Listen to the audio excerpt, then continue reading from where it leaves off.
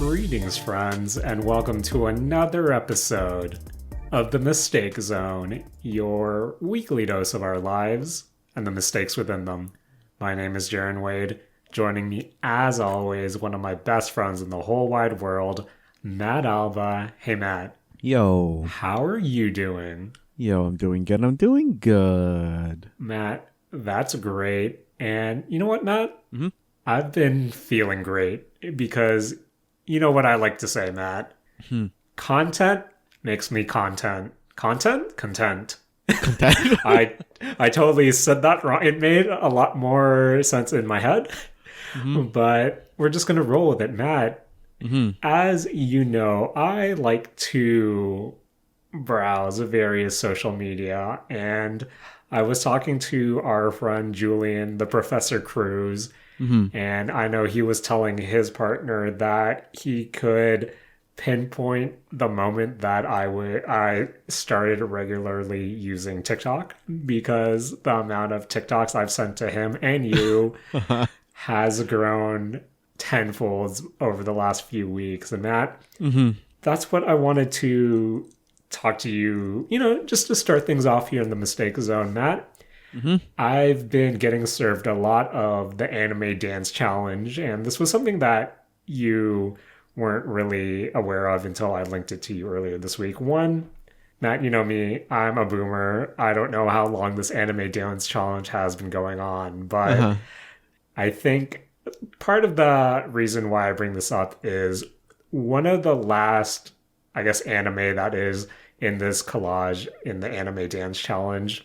For those who are unaware, it's I want to say a couple of seconds clips that strings together a few dance moves from maybe several anime, and people just try to follow it along and dance. You know, what TikTok does, Matt Alba.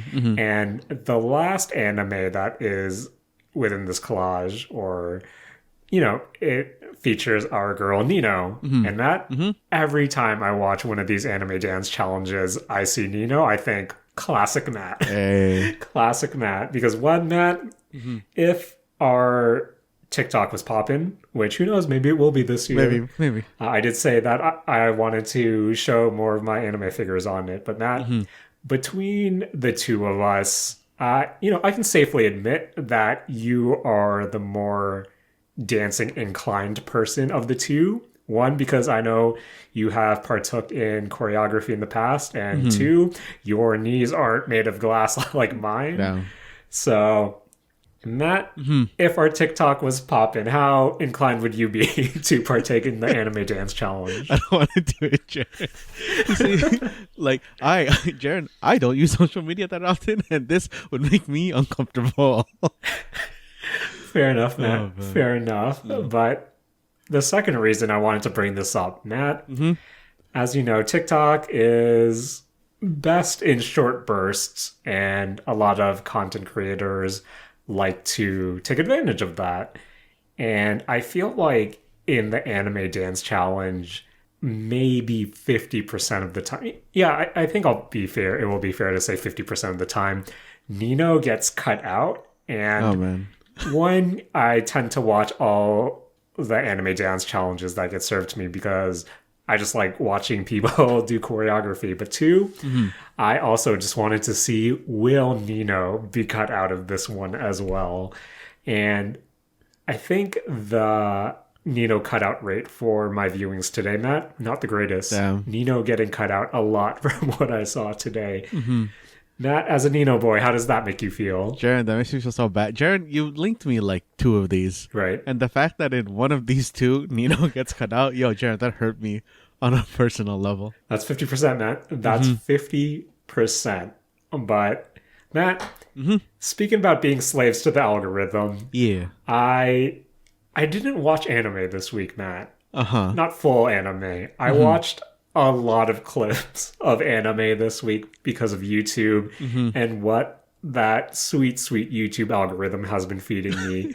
Matt, you two have been served some anime clips alongside our, tried and true VTuber clips. Matt, in a futile attempt to produce content that makes me content, What anime clips have you been served this week? Jaren, I've been getting served a lot of Anetoro from Nagatoro Season 2. Jaren, I also just opened my YouTube to, open up the... Because I'm getting served these by Crunchyroll Collection. And Jaren, Right. on my homepage, right when I opened it, fourth clip on my recommended is the Senpai's Bride clip from Don't Toy With Me, Miss Nagatoro-san. Man, I was served that clip earlier as well, and I also watched said clip when I was served it. Man, Jared, I'm also getting served a lot of what is the name of this anime? The tomboy anime. Jared, what's the name of it? Oh man, I know exactly what you're talking about because I too have been served a lot of Tomo-chan is a girl. Yeah, that's it. Matt, I know when we were talking about what we could potentially talk about in one of our previous episodes, we went through all the winter season 2023 anime, and Tomo-chan is a girl is definitely something that I still plan to watch, mostly because I'll have let's say, a lot more opportunity to watch anime in the next couple of weeks.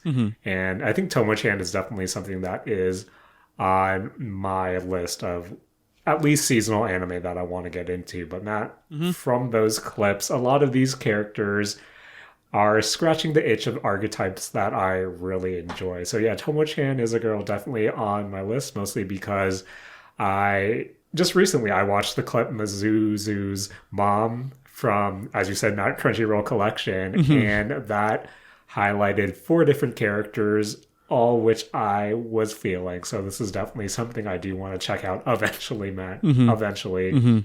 But you mentioned Annie Toro's clip from, Nagatoro Season 2, and that has been something I've been watching as well. But Matt, I don't know about you, but I think this also goes into our fondness for VTubers as well. And of course, a lot of VTuber clippers tend to, not that I mean this in a bad way, but a lot of VTuber clippers, especially if they focus on one particular talent or one particular branch, tend to clip the same moments. And like the Annie Toro clip, Matt, multiple clippers have clipped that moment, and I've watched them all, Matt. I don't care if I've watched that scene in particular. I don't care if it's a different clipper. I'm gonna click it and spend the next minute or so going, yep, this is definitely Annie Toro,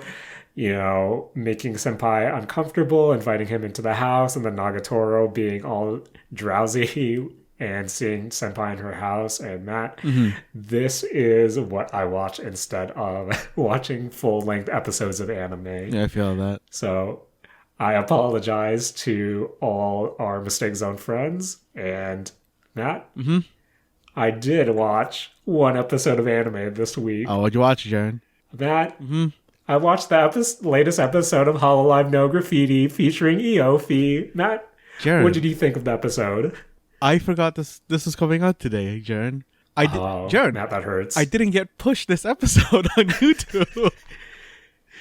Matt, is it because you're too busy being pushed clips from Tomo-chan is a girl and Annie Toro from Nagatoro Season 2? Maybe. Jaren, I'm also getting pushed a lot of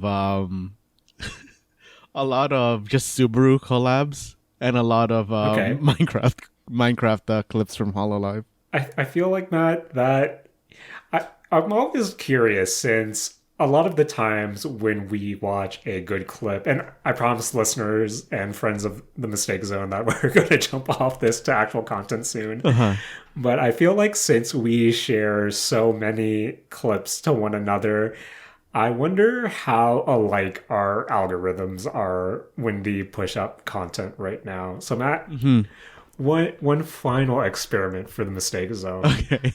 Let's click our YouTube homepage and see, Matt, what are your first 5 recommendations?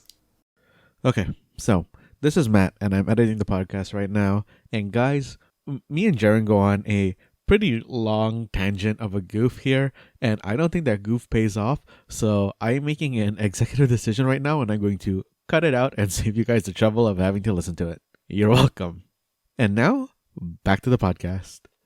Matt, this is thrilling radio right now. This is thrilling podcasting. And I hope that the 3 people left listening really enjoyed that. So, If there's one thing that I learned from this segment, it's hashtag content makes me hashtag content. yep.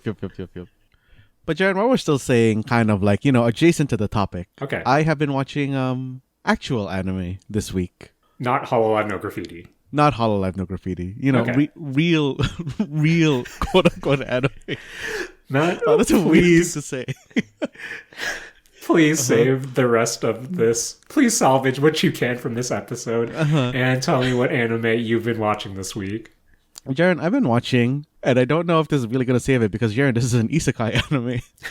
I've been watching Handyman Saitō in Another World. Okay. And, Jaren, I've been really enjoying this anime. I also enjoyed the manga for it, but like I also think that the anime is doing the manga a lot of justice. The basic premise of this series is that, obviously, guy gets isekai'd. He is a handyman in the real world, and then when he gets isekai'd, he continues to be a handyman, but he's getting isekai'd into a kind of it's a very D&D like society. Okay. You have like the multiple races, you have like your standard like goblins and stuff, wizards, fairies, and it's like a standard like kind of like high magic fantasy world.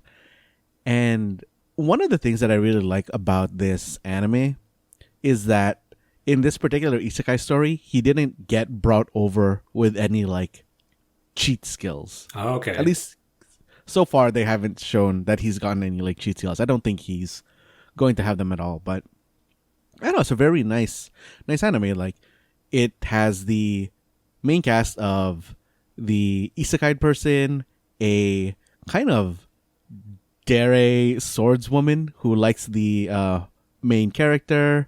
You have the classic pervert old wizard, which is a pretty good character. And they round out their party with a moonlight fairy who is their healer, and she only heals you if you pay her. Okay, that's a pretty good goof. I think it's a pretty good, main cast. And the way that this story is told is it's a lot of kind of just short clips. Like there is a overall understandable linear story, but it's kind of going like, okay, here's them for like 3 minutes, like opening a chest and like dealing with the trap that opens from it, and then it just like cuts off and it'll go, okay, yeah, here's the next clip. It is just kind of divided, almost like the manga itself wasn't really a 4-koma, right. But the way that the stories are told, you could kind of like see it kind of like a 4-koma being transferred over into an anime. Okay. And having that story style has led them to very easily introduce a lot of good, I think, side parties, because the general like idea of the plot is that a bunch of adventuring groups are coming together to tackle a like mysterious dungeon, like kind of that just kind of generic-ish kind of storyline, but doing the kind of like clip show sort of storytelling format. They're able to easily go between your main party, and then they'll go to a kind of like side party, and then they'll go back to another story with the main party. And Jaren, I like a lot of these side characters. There's a lot of good kind of trope goofs going on in there. Okay. So I'm guessing this is just an easygoing slice of life anime. Matt, are there, as someone who has read the manga, are there hints of some sort of over or underlying more serious storyline, or does this continue to be, just easygoing, chill slice of life isekai? I wouldn't really call it actually an easygoing, chill kind of it's manga. not easygoing, chill. Oh, Matt, you're already breaking my heart. I'd say that like this anime is like pretty evenly split between it being comedy bits, action bits, and like generally good world building bits. Okay. Because like one of the characters I mentioned before, the fairy, and like I mentioned that her like kind of like quirk as a character is that she always has to take payment whenever she's doing healing, and they kind of like just let that go for I don't know, the first 2 episodes, and in the manga they let it go for a while as well. And then they reveal later on, oh, like her race is a race of fairies that was cursed by, I think it's like a moon witch or something. And they have to offer her kind of like payment or else they just disappear.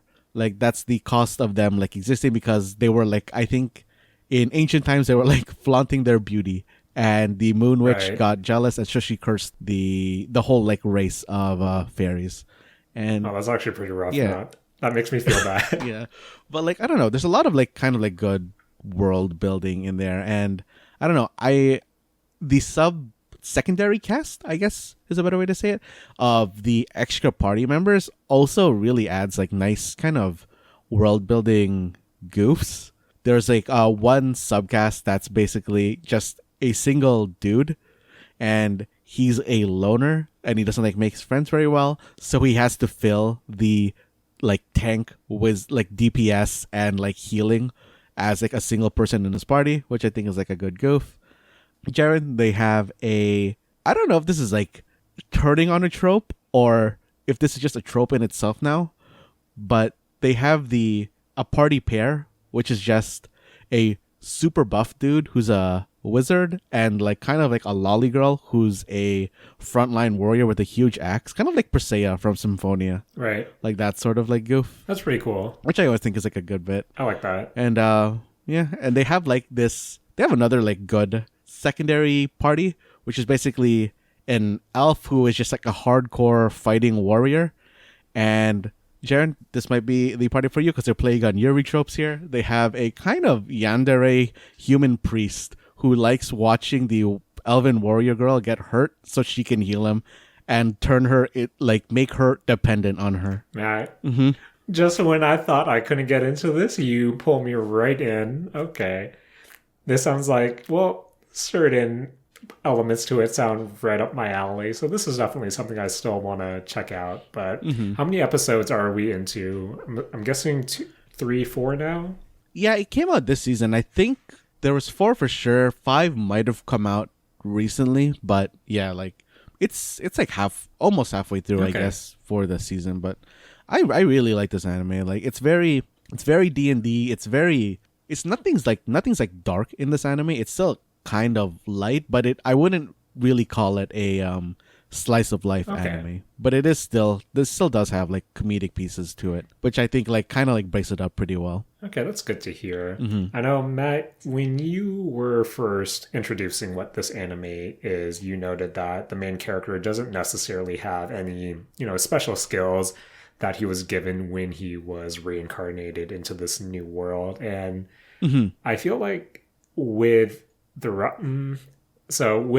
anime, or not the anime, but with the isekai subgenre in general, I feel like that is a major component of what makes an isekai or story actually engaging, in that whoever is teleported has some sort of special skill to give them an advantage in their new world. But when you think of the isekai stories that you tend to like in general, do you prefer them to have that special skill buff, or do you sort of like a everyman stranger in a new land, not necessarily having a key item, so to speak, when they start off? I think recently, maybe it's just because of like getting tired of the trope, I have been liking the like being brought over with no cheats sort of thing. Yeah. But I think like a good kind of like, if I want to just read a kind of power fantasy, I do like, junk fooding on the previous like, standard type of isekai. Right. Especially when it's more of a specific like power, not something generic like, oh, you gain experience a lot faster. You are like good with like swords, you're good at magic, you're good at like everything. You're a hardcore wrestler who's really good at German suplexes. Yeah, I feel that. Jaren, see, like that wasn't even a superpower one. That's right. Like that's one of the But I don't know, that I like it more when they have like some kind of obscure power, and now I want to see like how they're going to incorporate it into making them overpowered. That's actually a good point. And I guess I sort of do fall within that same preference where I don't necessarily want some sort of hardcore cheat, but being able to play off their relatively normal skill or set of skills and using that to their advantage in this world itself. And I guess now that it has been some time since since we did the first Mistake Zone where Rise of the Shield Hero, Cautious Hero, we had like a lot of different isekais that we did discuss. And now that there has been some years since then, Matt, I know this might have been something we talked about back when we first did the Mistake Zone, but to you now in 2023, what would you say is the biggest appeal to the isekai genre, and what do you think makes it so popular to, I guess, such a really diverse audience?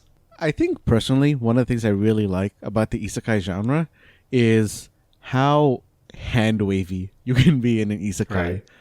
Like, you don't need to really build too much of a backstory of, like, especially the main character. There's a lot of being able to just drop the main character, into the story, and they can experience the world at the same rate, I guess, As the viewer, yeah. yeah. And there's kind of like I said, like a kind of hand waviness to it of, oh, but it's like an isekai, like I'll give it this break because of like X thing is kind of weird, but hey, isekai. Or like, it's a lot more easier to suspend my disbelief of some weird in-world thing happening in isekai than it would be for, I don't know, something that's like an established world. Right. You know what I mean? Yeah. So I know it's all anime and everything is a suspension of disbelief, but within the isekai genre in itself, it is just easier to go with what is being presented to you. And I feel like you described it with a lot of different power fantasy isekai. To me personally, it is just that junk food aspect to it, where it is all indulgent, and maybe I'm just consuming the wrong type of isekai, but I feel like a good majority of the ones that I have consumed, especially recently as well, it is this, not only is it part power fantasy, but just part escapism as well, just to be able to see yourself within the main character and how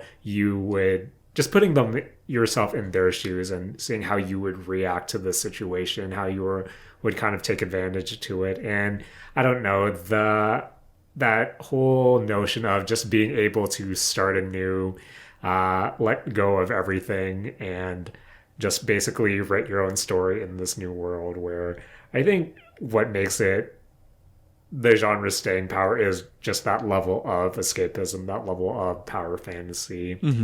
And at the same time, while I totally dig that and I totally understand it, that's why I asked you when you were explaining Handyman Isekai of, oh, how easygoing is it? Because, while I have read my fair share of, oh, here's the power fantasy in such a dire world, I just want to see people having fun, man. I think me and all the anime that I like to consume, and just seeing someone having fun in a new world, I think that's what really makes me enjoy a certain isekai, just story in general. Then again, I've also been reading a lot of villainous manga in particular, and I think that's something we can say for a future episode. But I think the villainous subgenre of isekai also has its own, areas that, one, are needed to make that genre into areas that make it so popular within the isekai genre itself. So I don't know, Matt. I think it's kind of weird because when we first did the Mistake Zone, I was, having problems with pronouncing isekai, having to have you remind me of what the genre is. And now that we're a couple years removed and it's as big as it is, I don't know. It's not necessarily on the same level that I treat harems, where I kind of roll my eyes, but I'll still indulge a bit. But I think for me, it's getting there where, I don't know about you, Matt, but I feel like every day I see a light novel goof of, here's a really long goof title, and this becomes an isekai. So I guess my final question to you, Matt, is where do you sit on isekai fatigue? Is it something that you're feeling, something that, is in the back of your mind, or are you still down to consume a new isekai story? I mean, I think right now I'm still down to consume an isekai story. Like, I kind of just see it almost as a backdrop now, Right. almost like, oh yeah, it's a mystery book, or it's a well, I don't know what the other genres are now. Yeah. But like, yeah, like, oh, like, I think for me isekai has actually even replaced like my standard adventure like book Okay. to look Yeah. for, to be honest. So you need that subgenre tag just give that extra push into its direction. I mean, like, because isekais just, I don't know, they just always usually have something to them that makes it so much more, I don't know, easy to consume, and it's less Right. serious. Like, I Yeah. never really expect an isekai story to be a serious story. I always expect them to be generally pretty light. Okay. Now, to really finish off this portion of the show, Matt, do you have any interest in playing Forspoken? Jaren, I have a lot of interest in playing Forspoken, but my issue is that I've heard it's like a very middling game, so I don't want to Right. pay like 95 Canadian for it. Matt, video games are expensive right now. Jaren, maybe this is a sneak peek into next week. I think I'm going to be dropping like $100 on Hogwarts. Oh man, Matt. I'm curious now. Okay. Uh-huh. I guess that's a cliffhanger for next week. Will Matt purchase Hogwarts? Whatever the title of that game is. But listener, you'll have to tune in next week to see. But Matt, hopefully in that time frame, a friendly truck doesn't come our way to transport us into another world. So Matt, speaking about being transported into another world, I teleported back into the world of extreme sports with Riders Republic, and Nice. I'm still going about my, adventures in this extreme sports festival. But the reason why I wanted to bring it up again this week is I hit a wall of sorts that really, not, I'll just be honest, it really grinded my gears when it happened. So to kind Okay. of give context, in Riders Republic, you have something called a sponsorship, where when you do a certain in-game task, you'll unlock a sponsor, and then when you choose the sponsor, these are real-world brands that are associated with extreme sports, and you can select up to 3 brands to sponsor you, and every day, each sponsor will give you 3 daily tasks to complete. And when you finish a daily task, you'll get a progress blip. And every 3 dailies you complete, you'll unlock the reward for that sponsor's track. So, for example, uh, one of my sponsors is Vans. You know me, Matt. I love the Vans brand ever since high school. I think for the longest time, if you were to see me out and about, you'll most likely see me in checkered Vans slip-ons. So, of course, I chose Vans to be one of my sponsors. And as you progress through their sponsorship unlock track, you'll get various Vans clothing from, oh, here's a Vans hoodie, here's some pants, here's a t shirt, in addition to in game currency, what they call helicopter tickets, and, just stuff like that for general unlocks. And the reason why I wanted to, especially pick Vans as a sponsor is on the 21st day.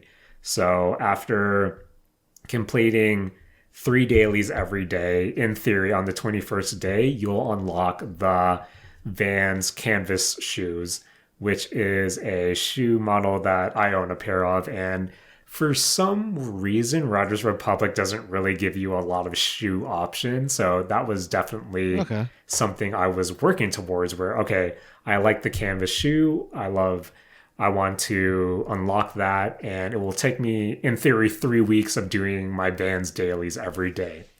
So yesterday was my 10th day, Matt, where I did my 3 Vans dailies, and then I realized, oh, I didn't get the notification that I unlocked my daily sponsorship reward. So I checked my sponsorship tab, and then I saw that at the 10th day, it goes from completing 3 daily tasks to get your reward to completing 5 daily tasks. So now it's that weird mental block in me where, oh, now I have to play even longer to get the shoes I want for my dumb character. And Matt, that made me really sad. Jared, yo, inflation stuff, man. Inflation stuff. And what worries me the most is when you were still within the first, I don't know, 10 days of your unlocks. If you were to flip through all the pages of unlocks, it would say, oh, complete 3 days worth of tasks to unlock this reward. But then once I got to the 10th day, that became complete 5 tasks to unlock this reward. And if I were to flip through all the pages, it just shows, oh, you need to complete 5 tasks for all these pages. Matt, I could, of course, look this up, but I'm worried that what if I get to day 15, or what if I get to day 20 and it goes, hey, complete 5 daily tasks to complete 7 daily tasks. And Matt, I don't know if I want to continue to try to unlock my stupid Vans slip-on shoes that I only see for like when I'm riding a bike, since of course you're not going to see Vans shoes when you're riding a snowboard and whatnot. So that was my unfortunate moment with Riders Republic. But as you know, Matt, you have to complete daily tasks, and some of those tasks are, oh, complete 8 snow events or complete 8 bike-related events. So, you know me, I'll try to bang these out really fast. So I'll pick some of the events that take the shortest time to complete. And in a lot of those events, it's okay, hit 3 super sick ramps and then do sick tricks and then end this event. And in my time of doing all those events, of course, sometimes I won't stick the landing. Sometimes I'll bail hard. And after seeing my character eat dirt for maybe the 7th time that day, it kind of got me thinking. So, Matt, if you can entertain me for a bit, let's take the time machine back to Saturday Morning Arcade Season 2 when we would pitch, or at least try to brainstorm and flesh out different video game, ideas, video game concepts, and whatnot. So, Matt, when watching my character slam hard in Riders Republic, I thought, could a extreme sports roguelike work in some way? Now, hear me out, Matt. Here was my initial idea. Okay. So take the framework of Rogue Legacy, and you start off as you're a kid who is, let's take skateboarding. So they're a skateboarder. Okay. You start off by doing tricks, and you do challenges, you do events, and you eventually work your way up to, okay, now I'm going to compete in, I'm going to go to the skate park. There are some bullies at the skate park, Matt. I need to show them that I can hang, and then I'll do a skate game. And then from there, I'm going to do an amateur contest. I'm going to get sponsored. I'm going to go pro. I'm going to do all these contests. And then, do I want to, quote unquote, sell out and do this type of competition or event or trick? Or do I do these gimmicks? And so you skate around and you run the risk of you might injure yourself if you take a bad hit, or if you do a gimmick and it doesn't go right, you might end up dead because you slammed really hard. And in Rogue Legacy fashion, I kind of saw it where you would eventually, as I said, you started off as a kid. You would eventually age out of competition, and then your kid would carry on in their own skater journey. Likewise, if you were to die, you're dead. That's eventually. But your kid will go on with their own skater journey to try to, try to skate in your honor. And of course, Matt, in some dark, twisted way, you can buy into insurance. So they have some money to start off their career. Because, Matt, I thought, okay, why wouldn't you leave all that money to your kid? Matt, times are tough. They need cost of living. They need to have your funeral, stuff like that. There will be money sinks there. But likewise, you would have different, passives like, oh, my parents slammed pretty hard but didn't necessarily die, but now I have bad knees for some reason because of that. My parents got in such a bad accident, it hurt my own knees. Yep. But Matt, that was my general idea of a extreme sports roguelite. What would you add to that idea? I mean, Jared, you have to add sick gear, right?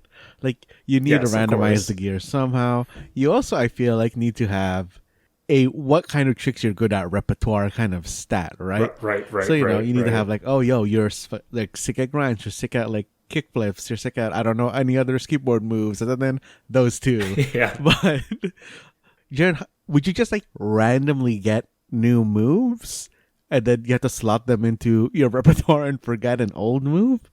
Oh, that's actually an interesting thought, mostly because, when we grew up playing the Tony Hawk games, and even with like SSX or even Rogers Republic now, you have a base set of, okay, if I do X, Y, or Z, I'm going to do these moves through and through. Matt, what do you think of having, it's the same thing where, oh, okay, you start off with ollies, for example. You have to kind of ollie a bunch just so it becomes, you're more familiar with it. You can do it comfortably. But I'm not sure if this would like work out in some way, but it would be one of those things where, because, you talk to different skaters, and as you say, there's different disciplines where, oh, I'm more into vert or into like half pipe skating. I'm more into street tricks or freestyle tricks, where I feel like at one point you have kind of like in maybe not Rogue Legacy, but you have to pick what path you're going down into of, oh, will I be a freestyle skater? Will I be a street skater, vert skater? And then from there, you would still have to unlock different tricks because, Matt, when you start off your skating journey, you don't know all the tricks at once, right? Yeah. So I feel like you would have to slot in different tricks where you can... It might be one of those things where, kind of like a Tony Hawk, you'll have access to all these different tricks, but you maybe specialize in, say, oh, I do kick flips really well, or I specialize into doing like actual body flips or like 360 spins and stuff like that. So I can add spins to these tricks. So something like that, where you either do that, gain XP by doing that trick over and over again, or you actually put XP points into said trick. But I think part of me also thinks where, oh, I specified that I do a kickflip, where if I do a kickflip, then I get bonus points because I'm really good at doing kickflips compared to if I were to do a heel flip. Okay, that score's okay, but that's not my special move, I guess. That's kind of how I see it. But Jaren, do these tricks kind of need a freshness to them? Because, like, you gotta think about it, Jared. If people seeing you do the same routine over and over and over, that's true. Be like, oh, like, yo, this guy is not coming up with anything new. But Jared, you also have to consider like the signature trick. Jared, that's true. The system's getting like way more complicated now that I'm thinking about it. Man, I know with Rogers Republic, there is a wingsuit type thing, and that kind of just made me want to play when you brought up Super Flight the other week and how I just want to play Super Flight. Good game. But I think with Riders Republic, the fact that you have access to all different extreme sports at any given time. I think that would work in our fictitious extreme sports roguelite where, hey, maybe my dad was a skateboarder, but I need to forge my own path. So I'll be a snowboarder or I'll be a surfer or something like that. Where I think that could also add different, just some freshness there. So you're not just doing skateboarding tricks, you're not just doing one extreme sport. But that was the idea I was playing on, just because I think, again, with us growing up with extreme sports games, if you crash, if you bail, you just get back up again. But I think with the rise of roguelites, I don't know, for some reason I got the twisted idea in my head of, man, Matt, what if we slammed and died in these games? And then what happens? And then I started thinking about Rogue Legacy, and I thought, there might be something here. We're not video game designers, Matt, but maybe someone could take our ideas and flesh them out and then make us special characters, because that's all I really want. But Matt, closing off, any last minute ideas for our extreme sports roguelite that you would want to see incorporated? This might just be taking it off genre, Jaren, but like when it comes to sports, I think if you're going to go in the roguelite direction, wouldn't you just kind of end up going into like the infinite runner direction? I guess, but I think for me, it was the idea of, something like what Sifu did, where you can get aged out, because not that, of course, there are people who are skating into their 40s, into their 50s, even their 60s, but at the same time, you also kind of age out of competition. And I think that's where the roguelite aspect to me hits, where the goal for the game would be, okay, I want to go pro, I want to win a gold medal, I want to get a magazine before I get aged out of being able to do that. So I think that's where, I guess, a gameplay style, it could be an endless runner, or something similar to like an Ollie Ollie, at least, something that's like a side scroller and you can do tricks. I actually haven't figured out, like, I didn't see or think of what the gameplay would actually be, but I think just the concept in it itself would be, something like that could work. But I guess the reason why I brought up the Rogue Legacy portion was trying to, eventually your run will have to end because you're aged out. Have you been able to accomplish all the goals you wanted? And maybe that's something you can pick in the start of your run of, oh, I want to master kickflips, or I want to be sponsored, or I want to win a gold medal, I want to turn pro. And can I do all these before I get aged out? And I'm not sure how the time progression would be, but that's kind of where I see, or why I would see a run stopping, other than, injury or death. I mean, a Sifu style like aging system would actually be really good for that. Matt, have you played Sifu yet? Or no, I keep watching gameplay of it and I'm like, oh, this looks fun, but I feel like I would start getting like angry earlier because I'm becoming older in the game. I don't know. And then it's just like looking into a mirror, Matt. Reflections of our soul. But Matt, that was a good walk down memory lane, and I'm kind of glad that although we mashed up extreme sports and roguelites, at least we didn't involve a ghost and a spunky teenager who blend the detective genre with a character action game. So Jared, you just have to, you have to have the research portion where you have to search for new moves, and then you have the action portion where you do the new moves. Jared, easy. That's classic mistakes or Saturday morning arcade. But if there's one thing that I learned is, after all these years, we still don't know how to properly design games. Wait, Jared. Wait. The wife searches for you know what, the partner searches for moves, and then they tell their partner to practice those moves. Jared, solved it. That's where the kid comes in. Easy game, Jared. You got it. Man, Matt, who said designing games is difficult?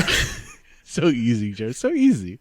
So Matt, Jared, going from our half-baked ideas of what a roguelite is or what our roguelite would be Uh-huh. to a oldie but a goodie. Mm-hmm. Matt, I know a week or two ago, I told you, I guess it was a week ago, I told you that I wanted to purchase Dead Cells for my for Steam so I could play it on my Steam Deck. Mm-hmm. And it's been on Xbox Game Pass for the longest time now. And, you know, I'm kind of embarrassed to admit it, but I bit the bullet, downloaded it onto my Xbox, and finally started playing Dead Cells.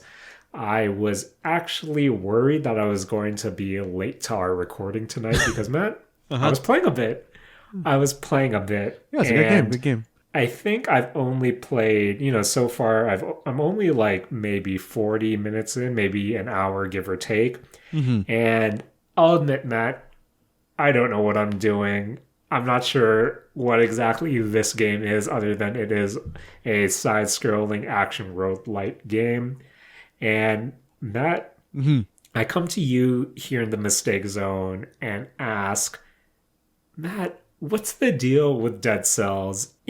What are some tips? What are some general pieces of advice? And what are just some of your general thoughts of Dead Cells that you would share to me, someone who is playing this game for the first time?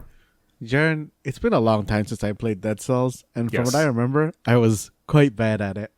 I don't think I ever got to two boss cells because Okay. Jaren, I'm bad at that game. So, Mm-hmm. Matt, so as I said, this is a side-scrolling roguelite game. I think there are similarities to Rogue Legacy since that was probably the first quote-unquote roguelite that I really consumed. So a lot of Mm-hmm. my basis of comparison does go to Rogue Legacy, hence why I mentioned it a lot during our last segment. But Matt, you brought up the term boss cells, and Mm-hmm. I don't know what that is. From what you can recall, Matt, what is a boss cell? Because I know when you reset or when you start a new run, there's an NPC you can talk to Mm-hmm. that gives you, I forget what the term is, but it gives you, I guess, a passive or a buff. But one of the downsides is you can't get any new boss cells. So, from what you can recall, Matt, what is a boss cell, and should I be taking that, I guess, buff from that NPC, at least for me starting out? I think if you're just starting out, the buff might be fine, just so that you can, Okay. get your feet wet. But a boss cell is basically once you get to the last boss of the game.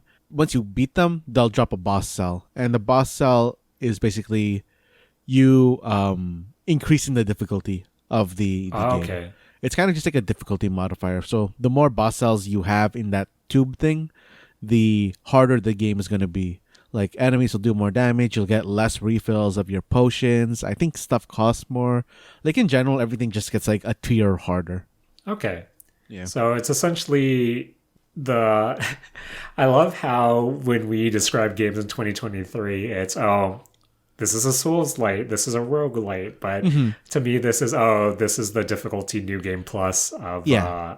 Dead Cells. Okay, no, Yeah. understandable. But Matt, from what you recall, what were some of your favorite weapons, some of your favorite skills to go through? Just because I'm still, as you said, getting my feet wet, and I'm really trying to figure out what my playstyle is.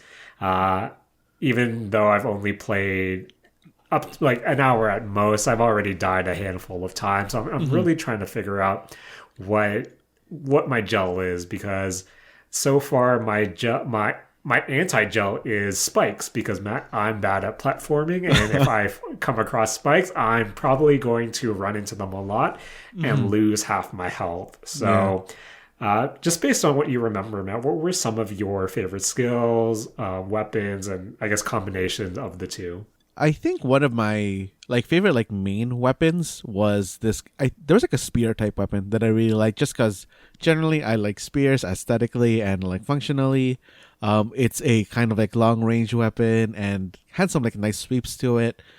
I know back when I was playing, the crossbow was very overpowered, but I heard it got tuned down, so maybe that's not relevant anymore. I liked the lightning whip, kind of just aesthetically. I don't really believe that it was a good item in that sort of game, just because I don't think it like.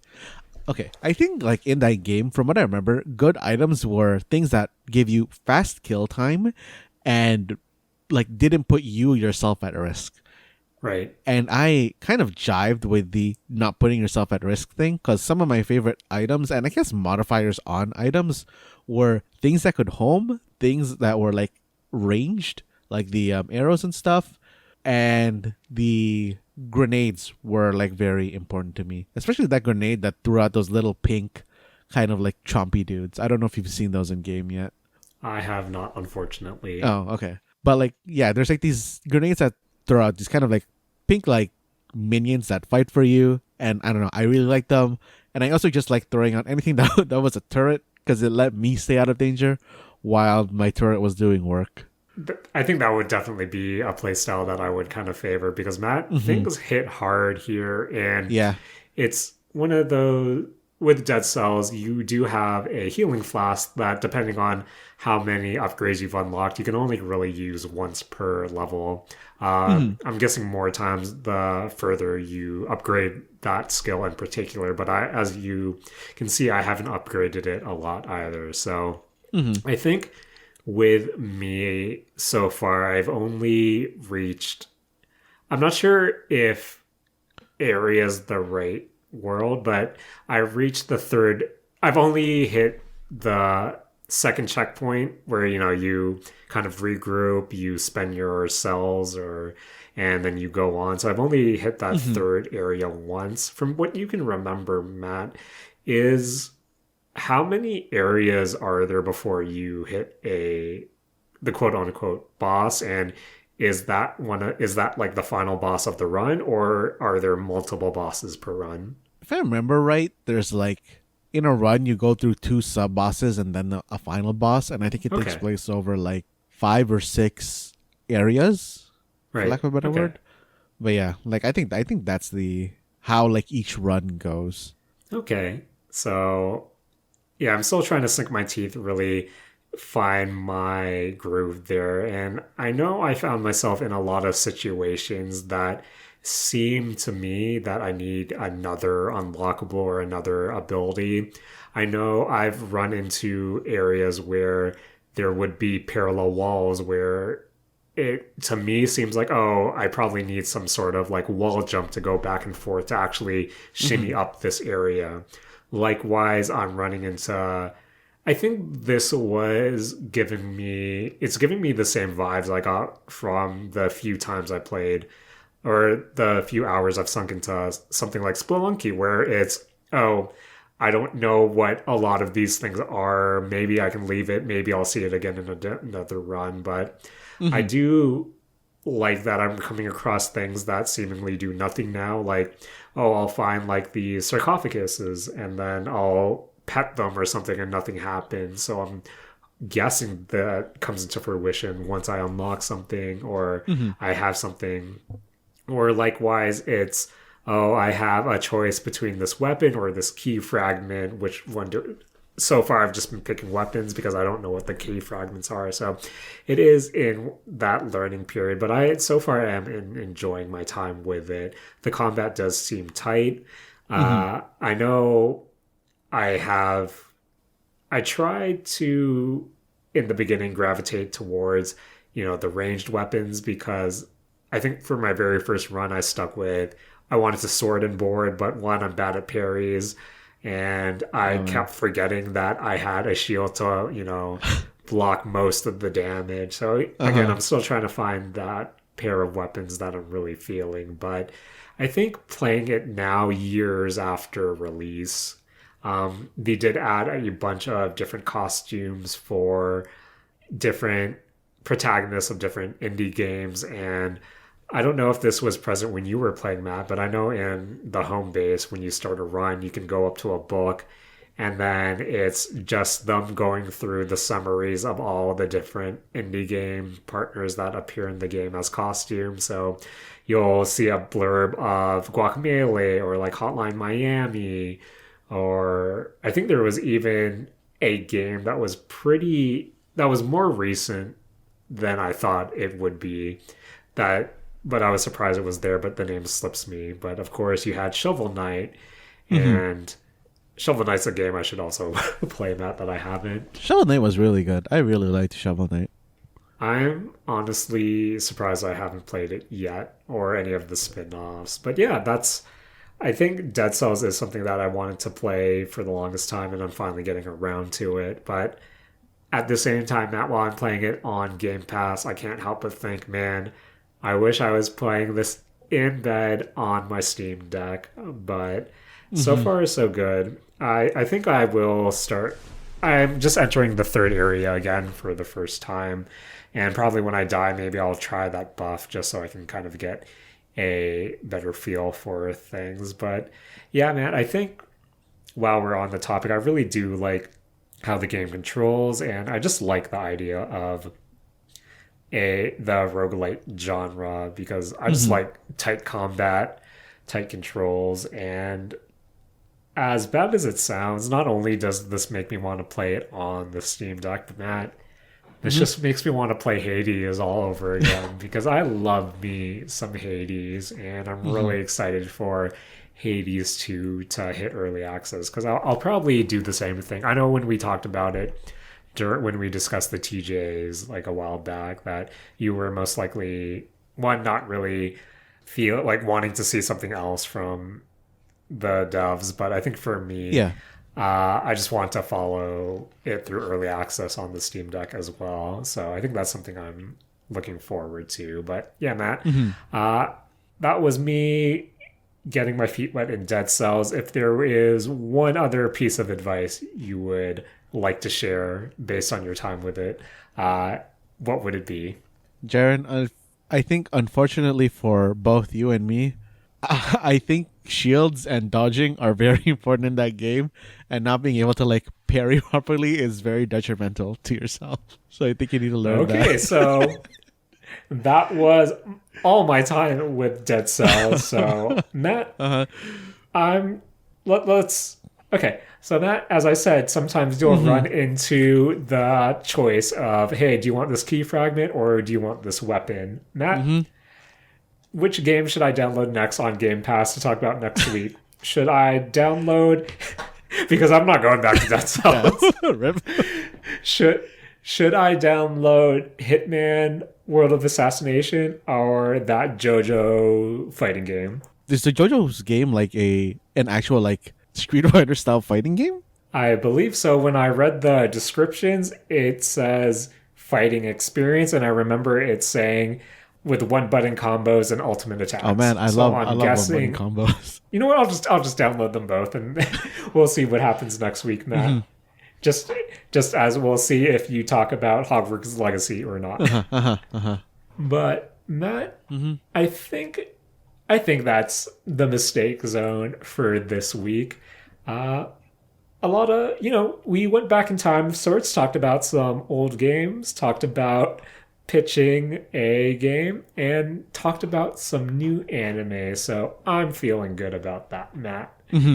As always, I want to thank you for joining me this week and sharing our many mistakes. Hey. I want to thank all our friends who have joined us this week and put up with us talking about YouTube and TikTok algorithms and me saying roguelite probably like 50 times an episode. And hopefully next week you'll hear about some newer games and maybe some newer anime, aka me watching another episode of Hololive No Graffiti. Nice. But anyway, Matt, that has been everything on my end. Any last minute bits of information you would like to share? Jared, okay. You know what? I'm definitely going to get Hogwarts Legacy next week. Like, I'm for sure going to bring that. But, Jared, I don't know if I want to, I don't know how much I want to pay for Hogwarts Legacy, Jared. Jared, should I pay extra for DLC that, like, comes with the game, but it also comes with, like, early access to the game, but I'm pretty sure I'm not going to be playing it during early access? Matt, I think when's the timeline for this, Matt? When would you need to buy it to partake in early access? I think the early access starts on Tuesday. Okay. Matt, Mm-hmm. I feel like tomorrow we're going to do some online shopping to see where the best price is from a reputable seller. Oh man, Jaron, they don't even have to be that reputable. Oh, no, Matt. Oh man, I'll check my old friend. Oh, no, Matt. Mm-hmm. Can you please beep that out?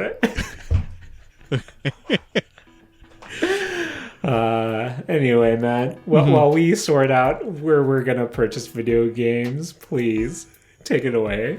This has been the Mistake Zone, and we're all out of Dead Cell parries.